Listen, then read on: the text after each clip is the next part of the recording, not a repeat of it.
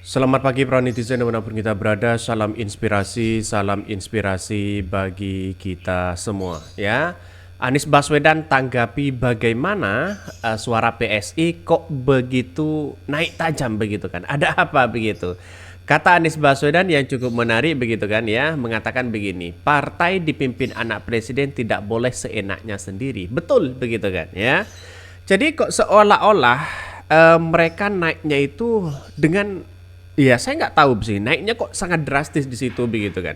Sedangkan yang lain kok stagnan begitu. Apakah semua ini ada nuansa-nuansa keterlibatan siapa begitu kan? Ini yang mesti dipertanyakan begitu kan. Banyak muncul spekulasi hal-hal seperti ini begitu kan. Kalau memang P3 suaranya itu adalah kecil, ya turun maksudnya begitu kan. Apakah P3 yang akan dikorbankan begitu kan?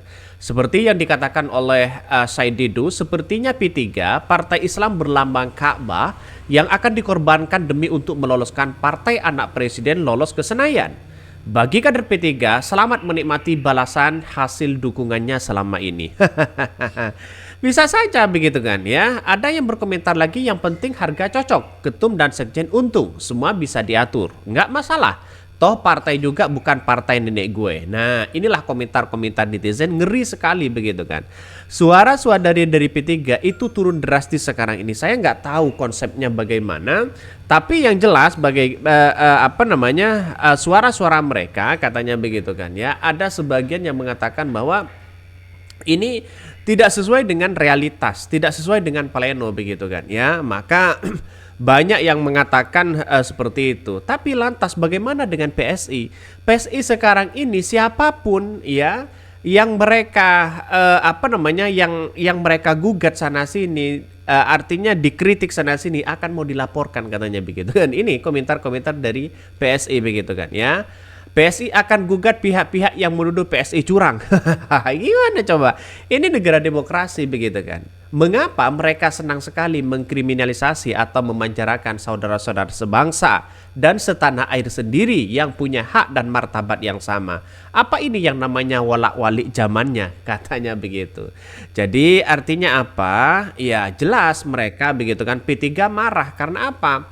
Karena pada kenyataannya adalah bahwa apa yang terjadi di belakangan ini begitu kan ya, PSI mulai seolah-olah mulai mengelembungkan, kira-kira seperti itu begitu kan ya. Nggak tahu suara siapa begitu, ada yang mengatakan tertukar, ada yang mengatakan salah input dan sebagainya begitu. Ini artinya kalau kita melihat dengan sebuah realitas, mungkinkah PSI akan lolos? Nah, lembaga-lembaga survei hari ini merilis bahwa apa yang terjadi selama ini begitu kan, bahwa PSI tidak akan lolos. Kenapa sekarang ini 3,13% begitu kan ya, sudah menandakan ada tanda-tanda kelolosan sebagai PSI.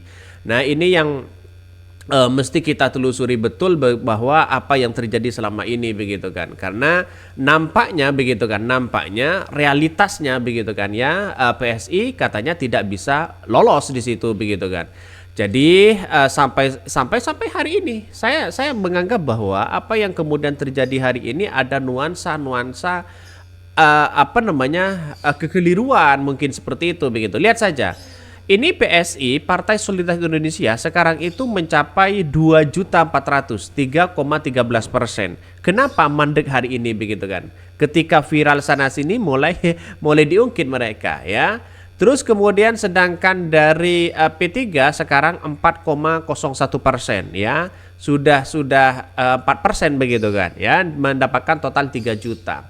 Artinya kalau ini sama mendapatkan 3 juta begitu kan ya, si PS ini ya sudah mungkin sudah nyampe 4% di situ begitu. Selangkah lagi mereka tinggal berapa? Tinggal 6 lagi begitu kan ya. Tinggal 6 lagi dia akan dia akan dapat kursi begitu kan di Senayan. Maka saya katakan sejak awal, kalau memang ini ada nuansa-nuansa yang kemudian bisa diketahuan, ya segera mereka begitu kan tindak mereka begitu. Nampaknya sekarang ini ya seolah-olah PSI itu, kalau menurut saya pribadi begitu kan, banyak kritikan-kritikan dari netizen yang mengatakan bahwa wah ini gimana kalau tidak sesuai dengan kenyataan. Ini Kasihan P3, awal mulai 2014 sejak sang raja nyalon sudah dibuat ambiar. Ketum pun cuma ketum-ketuman. Apalagi Golkar sejak sang raja nyalon ini sudah diobok-obok tak berharga. Ada ketum pun ya sejak ditinggal Orba langsung ambiar. Harga diri partai tergantung siapa yang mahar. Jadi ini komentar-komentar dari netizen begitu kan ya. Maka sudah dibongkar habis-habisan bagaimana PSI yang mengatakan bahwa salah input dan sebagainya. Ada yang mengatakan seperti itu begitu kan ya.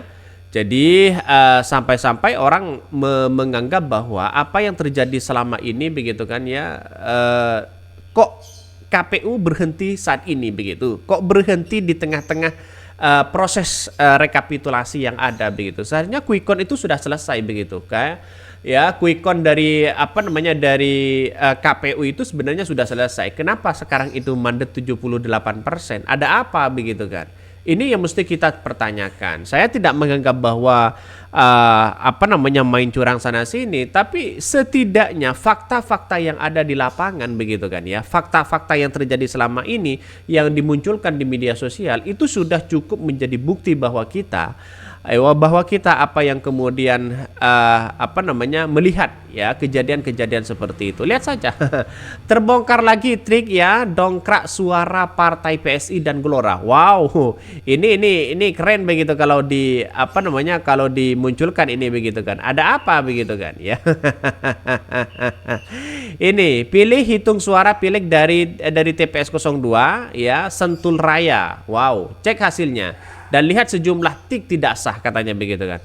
Apakah trik tidak sah ini akan diambil oleh mereka? Dan itu yang menjadi catatan penting kepada kita bahwa apa yang kemudian menjadi tolak ukur kita, apakah ini akan menjadi acuan kita begitu kan ya. Kalau memang tidak lolos ya tidak lolos begitu, lalu kemudian jangan mempreteli sana sini. Nah, nampaknya hari ini banyak yang mengatakan bahwa ada nuansa-nuansa itu begitu. Ini harus benar-benar ditelusuri betul begitu kan ya. Bahkan dari berita dari apa yang disampaikan Anies Baswedan begini ya. Jangan sampai ya menjadi anak presiden itu, menjadi ketua partai jangan seenaknya ya melakukan ya tidak boleh seenaknya melakukan hal itu begitu. Anies Baswedan ikut buka suara terkait dugaan anomali perolehan suara Partai Solidaritas Indonesia, partai besutan Kaisang Pangarep ya putra bungsu Joko Widodo itu mengalami lonjakan suara yang disebut para pengamat di luar kewajaran. Hal itu terjadi dalam beberapa hari terakhir ini sehingga KANS PSI lolos ke parlemen terbuka ya. Anies Baswedan pun meminta seluruh pihak mengawasi perhitungan suara yang terus dilakukan oleh pemilihan umum. Bahkan ya capres nomor 1 ini tidak ingin ada kecurigaan yang membuat legitimasi pemerintah ya pemilihan umum. Bahkan mantan Gubernur Jakarta itu kemudian mendorong pemerintah ikut bertanggung jawab menginvestigasi dugaan adanya kejanggalan-kejanggalan perolehan suara partai berlogo mawar itu. Apalagi Ketua Umum PSI Kaisang Pangarep merupakan putra bungsu Presiden RI atau Presiden Joko Widodo. Bahkan ya artinya suara PSI bertambah sebanyak 230.000 suara dalam ya kurun waktu 3 hari. Sementara dalam kurun waktu yang sama jumlah tempat pemungutan suara TPS ya yang hasilnya tercatat di situs Realcon KPU bertambah 2.240 dari 539. Yang bisa mengatur ngotak-atik ini semua kan seharusnya kan KPU begitu kan ya. Yang bisa ngotak-atik semua kan KPU, yang bisa merubah KPU, semuanya kan KPU begitu. Tidak mungkinlah orang lain begitu kan. Jadi artinya apa? Kalau di otak-atik misalnya KPPS-nya tidak sesuai dengan yang di KPU, ini seharusnya kan diperiksa lagi terlebih dahulu begitu kan. Semua apapun nilai apapun itu yang bisa ngubah itu adalah si rekap di KPU begitu kan ya. Jangan-jangan apa yang dibalik ini semua begitu kan. Maka saya menganggap hal-hal seperti ini ada nuansa-nuansa hal yang bersifat politis, bisa saja seperti itu begitu kan.